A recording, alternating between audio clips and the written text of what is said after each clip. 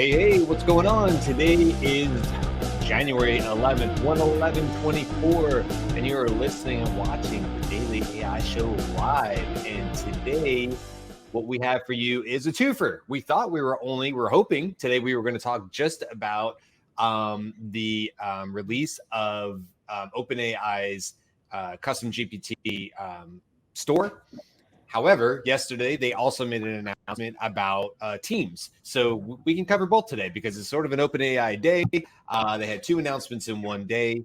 So we'll touch on both of them. And I think before we get going, let me announce who's here. We got Jyunmi, Beth, Karl, Andy, and I'm Brian. And we're just going to kind of go through some of these announcements. But let's start with some generals here of what the two are. So who wants to? Let's start with the store and then we'll go to teams. So who wants to approach the store and just kind of give an overview of what it is? Beth. Sure. Oh, Jyunmi. All right, Andy, you take that one. Jimmy, you want to take teams? Yeah, sure. Okay, go ahead, Andy. Oh, I was trying to punt. Okay. Okay. No, that's okay. I'll do it. So, ChatGPT had originally a chat interface, and you had to build a prompt library and then put your prompt in order to retain some functionality that you had designed and carefully developed through your prompt structuring. Then they offered this thing called custom GPTs, where you could create any number of sort of separate, already preset prompted GPTs, and those were called custom GPTs. That was very useful because now you could create in a little library that's just on the left-hand side of your view of ChatGPT. You could build a little library of things that you could work with repeatedly without having to then go find your prompt, plug it into the chat interface or the playground, etc. So then you could deliver those to other people by providing the link, but as is the case today as well, those people who could use and see those GPTs that you created had to have the ChatGPT Plus subscription. Nonetheless, over the course of the last few months since that release, apparently 3 million custom GPTs have been created. It's not clear whether there's 3 million public GPTs or whether there's 3 million GPTs. It could be a little sleight of hand there. But let's just assume that there's 3 million publicly facing, that is the user who created the GPT says, I'm going to release this to the public. You have options. You can see seen only by me, people with the link, or release it to the public. So there's approximately a big bucket of those GPTs out there. And they were basically undiscoverable with the exception of the fact that some other people created some tools that would actually search Google for the particular URL that defined what a custom GPT was. And so some navigation and discovery was available. And that allowed a certain number of these really very, very complex and proficient GPTs that had been created by programmers to surface. And Grimoire comes to mind, which is a programming one that has, an incredible number of, I think it's Mind Goblin Studios. They have not only Grimoire, but a number of others. So there's a small team of really great programmers who have built a library of custom GPTs. And now those are featured at the top level of the new store because they have thousands and thousands of users already. So is that a good enough introduction? Is there anything new? Go ahead and fill in. The only thing I was going to add to that is you said store, and this is important for anybody who hasn't just gone over to that screen because you might have gotten access. We all got access at different times yesterday, but I imagine there's still some people rolling out who don't have access yet. Store, it could be a little misleading because the store that probably most of us are familiar with would be like the Apple Store or the Google Android Store, whatever that's called, the Google Store. Same idea. Okay, I go on there. Okay, I like Grimoire, or I like Mr. Reindeer. These are popular custom GPTs. Oh, okay. You know what? They're selling it for $5.99 a month. $5.99 a month. Yeah, I mean, for what it does, it seems like there's a chance of that. Open ChatGPT and I say yes to that, and then I can cancel my subscription like I could with Apple. That's in fact not how it works, but I think it's not uncommon for people to think that is how it works. Like I pay for the custom GPT I want to use, and then when I don't, I cancel my subscription. What they're proposing is different than that, right? And well, we can open this to a discussion is, hey, you make your custom, Andy, you made one. You make your custom GPT public. And then here's the part we don't know all the answers to. OpenAI has simply said up to this point, hey, we're going to have some like revenue sharing with you, Andy. If people really love your custom GPT and the numbers are such, we're going to throw something back your way. The thing is, we have no idea what that is. Is it like Spotify where Andy could see 3 cents if 10,000 weekly users are using his custom GPT? Or is Andy actually going to make a couple of bucks off of that? We don't know that part of it. So it is interesting. It's kind of like the YouTube model. You'd have to get to really large audiences before you'd see any money in this scheme. Right. Yeah. It's also for currently, they haven't said what it's going to be, but also it's only for US builders right now. So is sorry, that right? Carl. No. Karl is like, I know this stuff. This is not new. For anybody that's new listening, Karl is in Canada, and then when we have Aaron is in Australia, in Perth. So we have some international players on our team, and they not always, but seem to get the AI shaft a lot of times when it comes to new stuff. Karl is proficient at using VPNs. All right. So did anybody want add anything as far as just an overview? But I just felt like the pricing model was important because No, and I agree. And I just want to clarify on what you just said. Karl people can use the GPT store to discover things, but only US builders can profit right now. I mean, no one's profiting right now because they haven't said what it is. But when they say what it is, it will only be US builders in the beginning. Yeah. Okay. So we don't have the information on what whatever the profit share scheme is. And I think the main reason they call it the store is they have a roadmap of, what they plan to do with it. And it's definitely going to be some sort of commerce portal. This is definitely an app store. It is an app store. Custom GPTs are little apps that you can use to do, custom things. And they're narrowly defined in many cases. So here's the thing. One that I use almost every day because the custom GPTs I built give you back a .text file, right? And when you use a text edit tool on your desktop, it comes out as an RTF file. So there's a custom GPT which is called Convert Anything. I can put any file in there and I say, convert this to this other format. So I put in the RTF file, it comes back as a text file, it gives me the download, and that's all it does.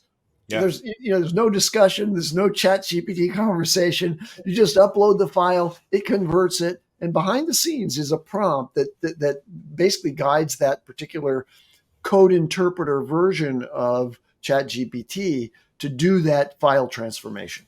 Mm-hmm. And I think that's a really good point you said, Andy, and this is sort of a deeper dive into it. I guess what we'll do is we'll talk. I said we would do teams. Here's the thing: we'll talk at least through the first half of the show, maybe a little longer about the store and custom GPTs, and then we'll talk about teams as well. So hold on tight if you want to learn about teams, because that was sort of an extra for yesterday. We didn't know it was coming out, or at least I didn't. So we'll talk about that. But okay.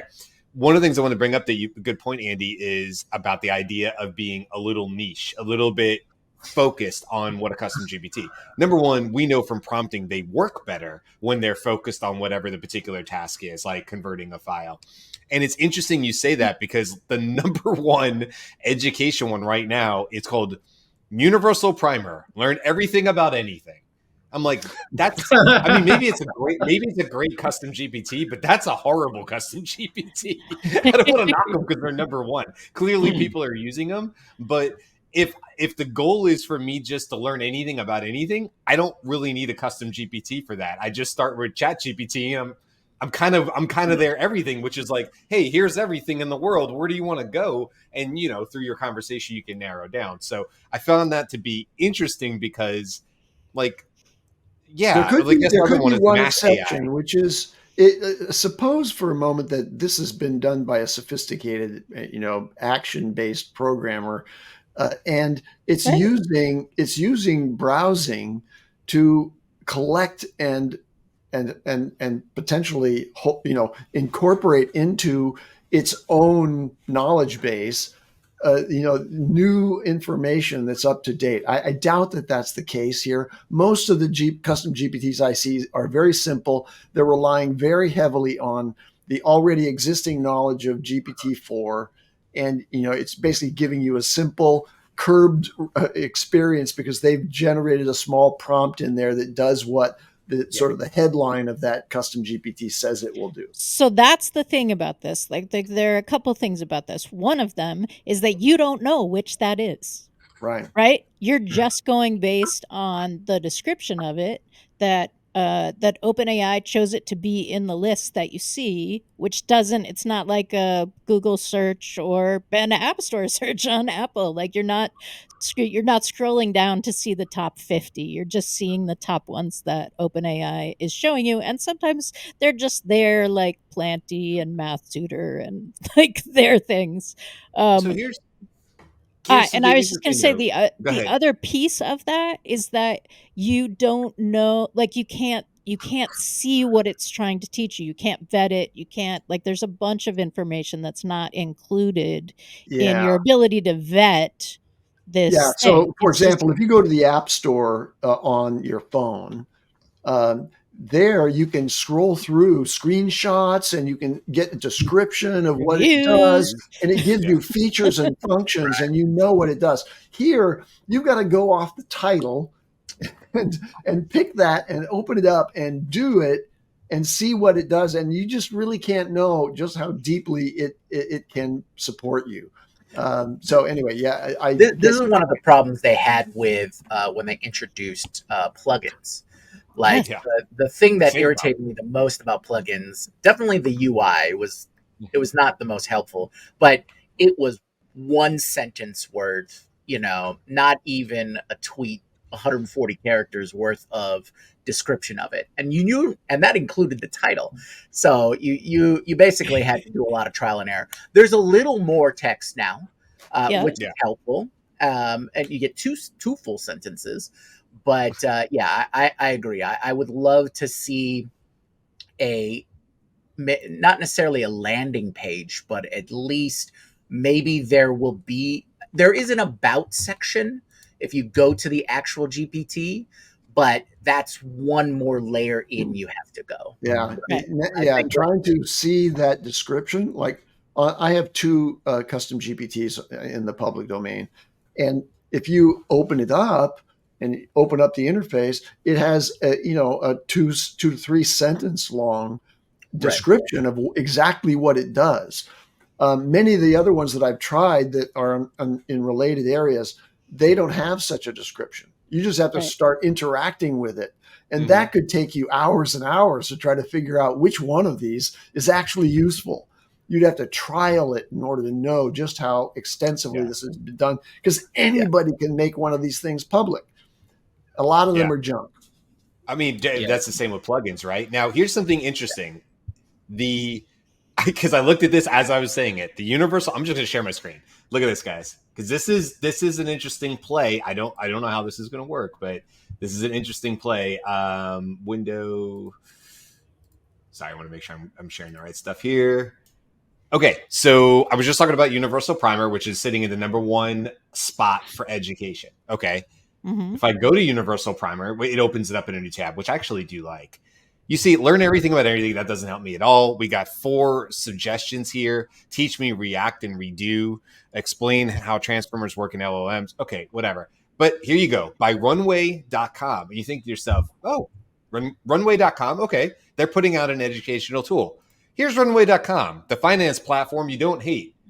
What does that have to do with learn anything about anything other than is this just a really clever play, marketing play by runway.com, who makes this tool that is a finance tool to put something out there that's going to catch lots of eyeballs, learn everything about anything. It's about as simple as you can get. Lots of people go clicking on it because they're curious about it. And here Runway gets free advertising out of it. In other words, does Runway care if they make 5 cents off the back end on this, or is it all about getting them? I don't think it's actually an elaborate marketing ploy. I think it's the person who quickly wrote up all of the filling in all the fields of what everything is and didn't put runwayml.com. No, because you have to verify your URL through the website. Because I had to do that for Scaled. Like you have to go in and put a DNS on the website for even the description. Oh, yeah, you do. You have to verify the DNS. I had to do it for my website. Like I verified our AI business. I had to do that. Yeah, same thing. Well, it didn't take long, but there's an actual button in there that says verify it so that it comes up officially as from Scaled, which I love that they do, because otherwise people could be putting stuff up there that says it's from our company that's not, and saying, oh, it's from Scaled and it's like crap, and that could be damaging. So I do love that they had that extra layer of like authentication. But yeah, I don't know. All the answers to what you were trying to learn just reformatted to be like, oh, well, let me use this example. If you're talking about finance world, I mean, it's a good question. About this. If you want to learn more, go to runway.com. I feel like I don't want to give them any more advertisement. But maybe I don't know. Coming soon from Andy, like everything that you want to know through horsemanship, right? Through knowledge about horses. Yeah, it's a good analogy for life in general. There we go. I can teach you anything. So let's respond to Ken Stewart here, who's saying, hey, there is also, in addition to search navigation on the store, there's also an array of categories, and you can click on those categories and it'll bring those categories up.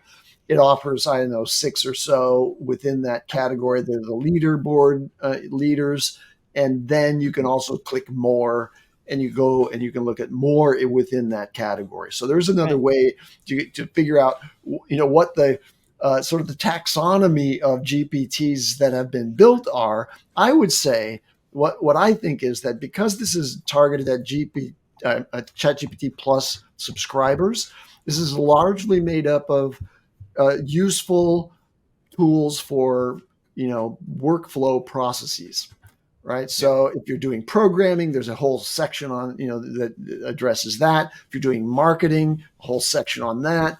Research. I don't know if there's a unique category for sales, but it's going to be the main functions that have been used for generative LLM based AIs, and there's a paucity, I would say, of things that are out there for other areas. Specifically, I built a couple that show up in the lifestyle category.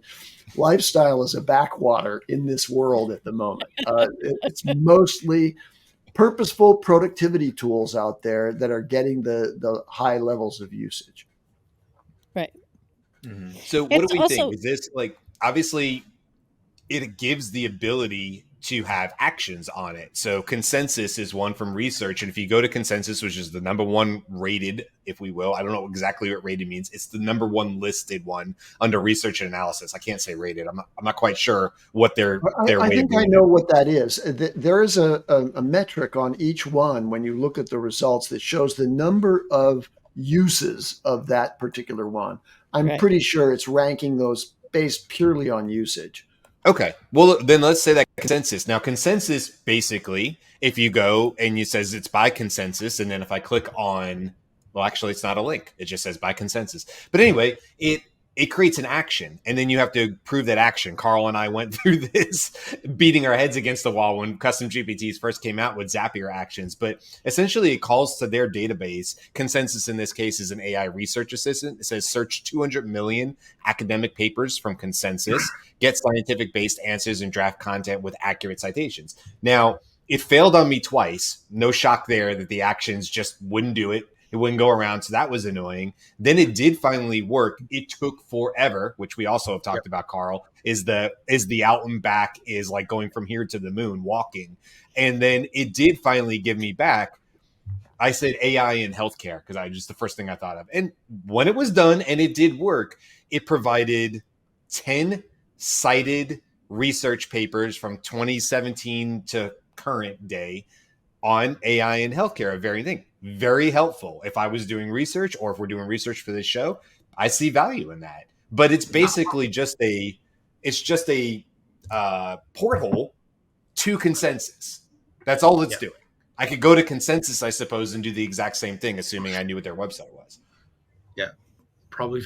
I think that's to me the we're probably not seeing the best GPTs right now. Like, I think the true ones that will be useful are the ones that can actually get the function calling or the schemas or the APIs to really hum and work.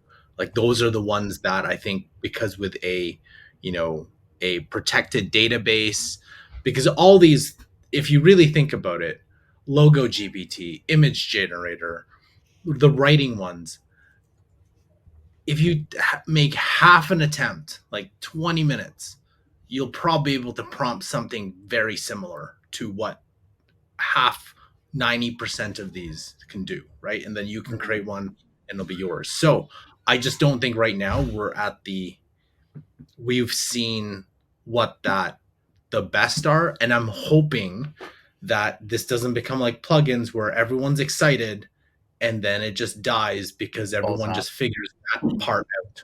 You're like, wait a minute, I can do this myself. Do I need logo creator? No, I don't. I can create my own prompt with a logo creator and I'll just stick it. Why do I need to use this one?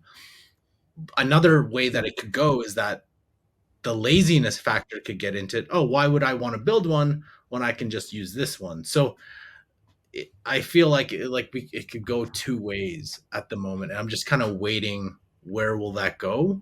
And like, because I went through every single one of these categories and I was like, there's maybe one or two that I will use on an infrequent basis. But the ones that I built myself, I'll use on a regular basis because they appeal to me specifically. I built it, put the data that I wanted in it. It's super, super tailored. And I think the one thing that we kind of under the radar thing that they announced yesterday too, before I guess we get into Teams, was the those GPTs can now learn and remember based on your conversation, which is really cool, because the more you use it, the better it becomes. And that could go either. That's the idea. Yeah, I don't know if that actually has been deployed yet. No, we have no clue if that'll work. So but then again, that's the same thing too. Is wouldn't I rather create? I feel that's where the big piece missing here is. One of the the most exciting things about a GPT is that you can put your own data into it, or a set of data into it. But because I can't put any of the data into any of these things, there already is data put into it, that kind of halves the usefulness of it. I think. Well, you could upload a document. You can upload a file. No, I mean, you can upload, but you can upload to an amount, but like, if I built my own GPT, I have 10 gigs of ability to upload. How much can I upload to one of these GPTs? I don't know. Here's what I would say. I think there is a play here, and I'll tell you just candidly, this is what we're doing at scale, right? I'm at a point where I can produce custom GPTs that I feel confident. Let's take a LinkedIn post writer that I feel confident if you said, I could do that. I could just go into and use the tool to help me create you're right. You could. I don't think it's going to be as good as mine. That's just I'll put that out there. I believe at this point, my prompting is better than you can recreate with a simple custom GPT.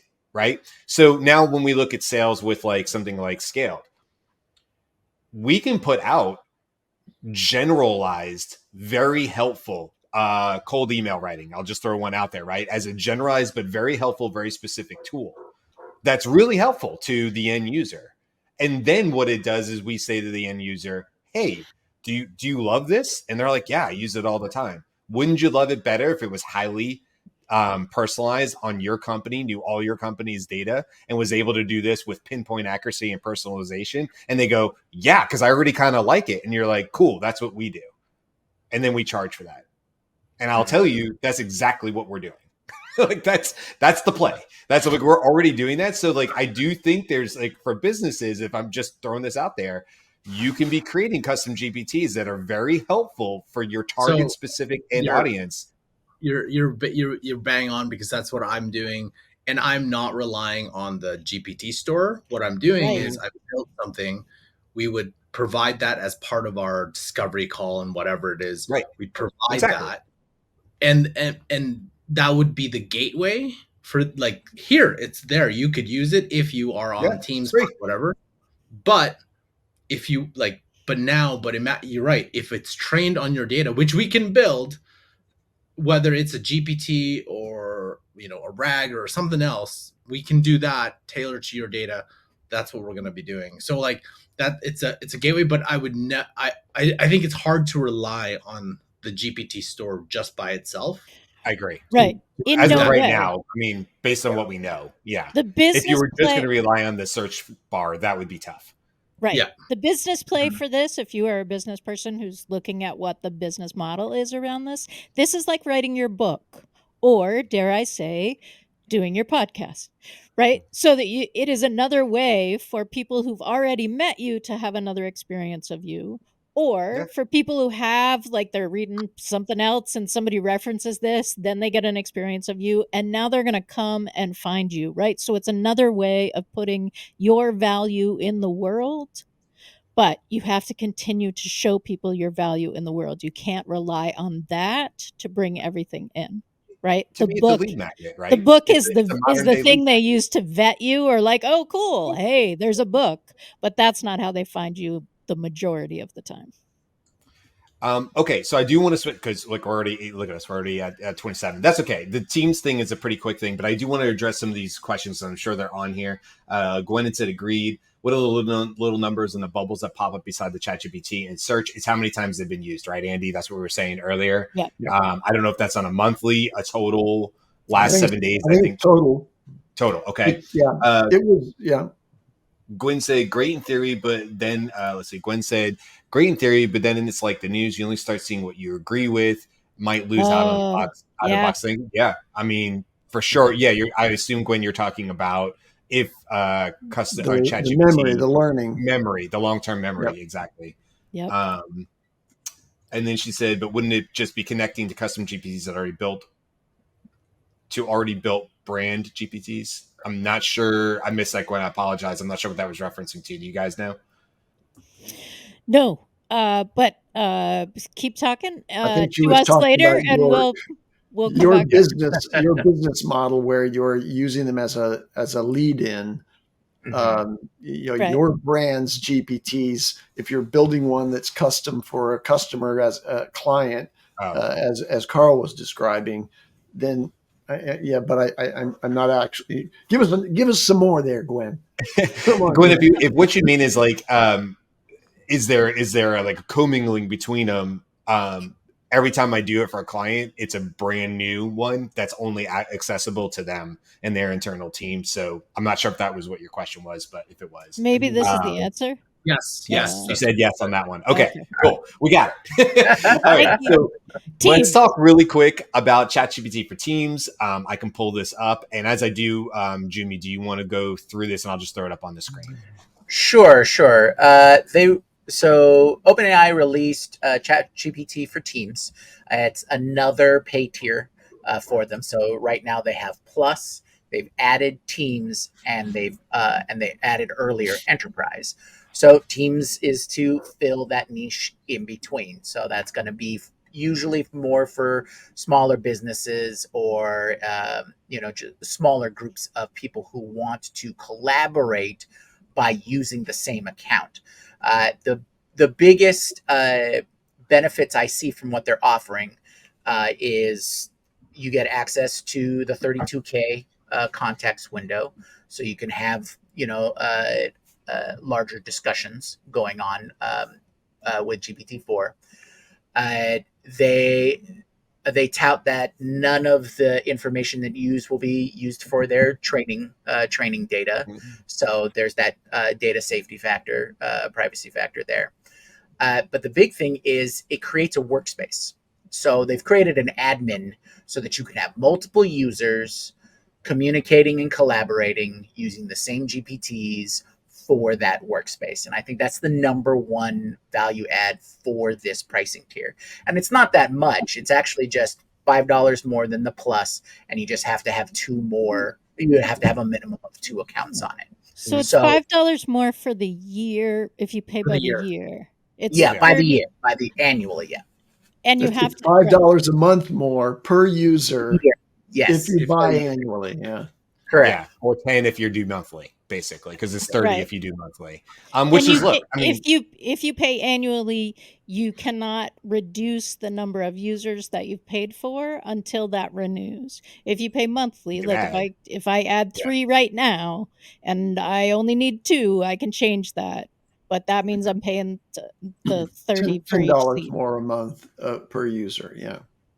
So openai.com/ChatGPT/pricing, or just Google that. Will basically take you to the page I have up on the screen now. If you're listening to us, I'm just showing you that now basically they show 4 pricing tiers. We have free, we have plus, those we're familiar with. We also have enterprise, which was already out. And now team. Team sits between plus and enterprise. Just going down the screen really quick, a lot of it is the same if we just start at the top.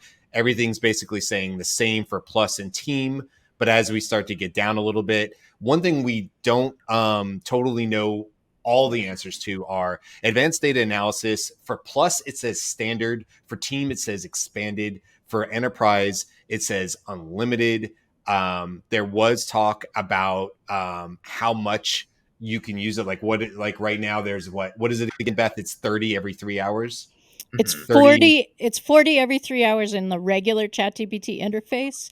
I believe it's 25 every 3 hours within a GPT. Okay, so they basically are saying that you should get more within the team, but that's not specified, which I think is a problem. And they do have other stuff in here, like for instance, SOC 2 Type 1 compliance, which I already know. I have a client or a potential client that was a sticking point for them. And I think team is actually going to end up opening up them to start using OpenAI at the business. I think there's individuals that were using it already, but this was a pushback from the company that I've talked to several times. And I think there'll be maybe some future discussions because of it. So I'm excited about it. I'll say that I'm excited about team. I think it's much needed. Enterprise was too far out there. Not really what a team like scaled as a team of like 20, 25 of us are full-time. And then we have a bench of 1099s. But if you just look at, we're a fairly small, efficient team. And this is something we're looking at immediately to do. Right. Rachel from the Daily AI Exchange, the AI Exchange, not the Daily, the AI Exchange, just merging the two of us now, the AI Exchange. She said she immediately did it yesterday. She put out a post about it. So, she's bullish on it as well. I think of the two of them, Teams and the ChatGPT store, the custom GPT store, I'm more excited about Teams. I know that's not what we talked about more today, but I don't know. What do you guys think of the two of them yesterday? What do you think has the biggest long-term impact? For us, it was Teams, no question. Like our business, 100%. Just because we don't have to, we can't get on enterprise, but now we just put everything under like essentially my account, and then everything moved over, and it just became so much easier rather than trying to share different GPT. Like it just, especially we created several for what we do. So that was more helpful than this because we knew this was coming and this was technically there. You just had to find it. Now you could find it, but like, yeah. I think long term, the store will probably have the biggest, widest impact. I have high hopes for what their trajectory is on that. The Teams is nice.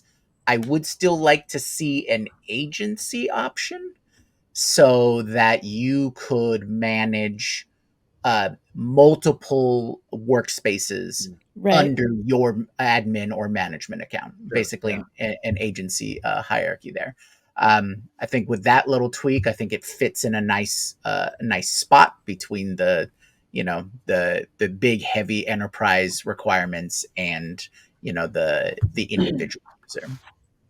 I also think that like this was a very OpenAI move, right? So the store rolled out and it's like exciting, but like there's some stuff, but then like there's this whole new gift that you didn't even know was happening, and that's happening too, right? Like that seems very OpenAI, and like yay, I'm glad they did it. And for It's me, the store, just the fact that Nick wrote grimoire, like I'm good.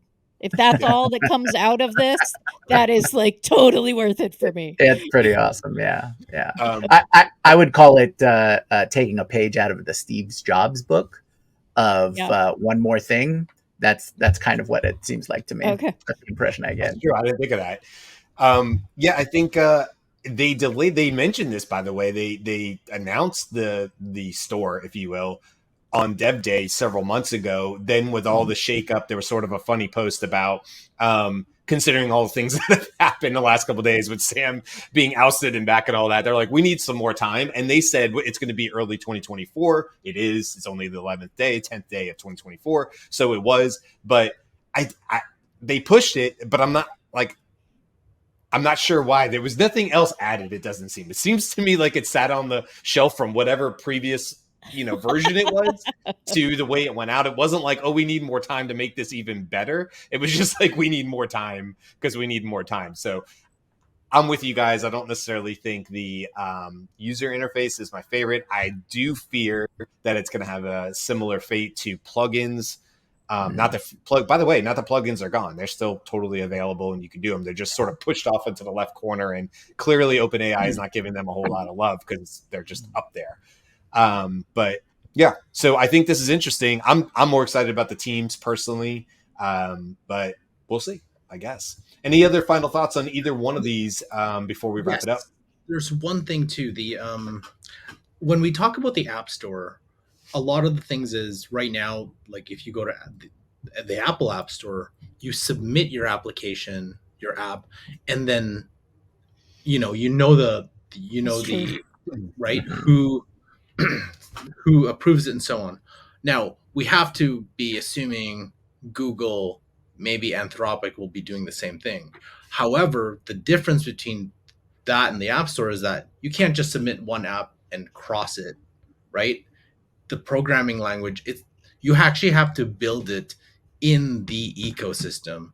So you can't build a GPT. You kind of can build a GPT, maybe similar to the way you'd build it in Bar in Google or in Anthropic. So be very curious to see if said builder wants to build in different places. Is it just a copy and paste, or once they actually have actions really dialed in, how would that look in space? And because obviously as a developer, you want to be on all platforms. What does that look like? How is that going to be integrated? So over the next 3-6 months, it'll be fascinating to see what that comes up with, what that looks like, and how these apps are.